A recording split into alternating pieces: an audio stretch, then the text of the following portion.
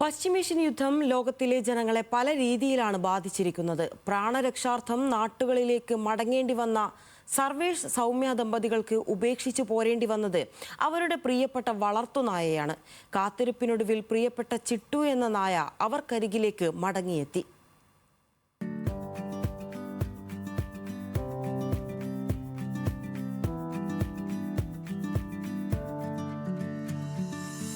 സർവേഷും സൗമ്യയും അത്രമേൽ കാത്തിരുന്നതാണ് ഈ നിമിഷത്തിനായി.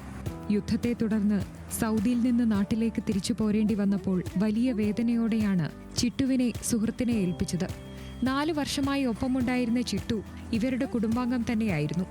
നാട്ടിലെത്തിയ ശേഷം ചിട്ടുവിനെ പിരിയേണ്ടി വന്നതിലെ വേദന കൂടിക്കൂടി വന്നു. പിന്നെ ചിട്ടുവിനെ എങ്ങനെയെങ്കിലും നാട്ടിലെത്തിക്കാനുള്ള ശ്രമങ്ങളായിരുന്നു.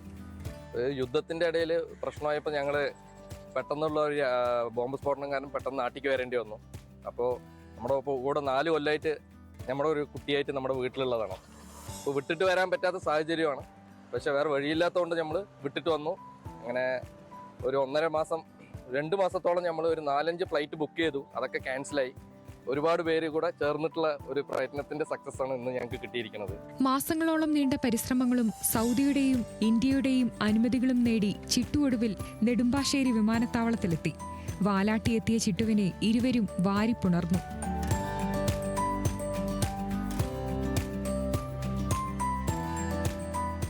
We are so overwhelmed and we are so happy to see our Chittu, and it's immense joy. Like it's pleasure meeting her. With Chittu is back to our home, so we are so happy and we are very thankful. ചിട്ടുവിനെ സംരക്ഷിച്ച സുഹൃത്തിനും സൗദിയിൽ നിന്ന് കൊച്ചിയിലേക്ക് എത്തിക്കാൻ സഹായിച്ച Mansoor അബ്ബാസിനും document നടപടികളിൽ പിന്തുണ നൽകിയവർക്കും ദമ്പതികൾ നന്ദി അറിയിച്ചു. ന്യൂസ് മലയാളം, കൊച്ചി.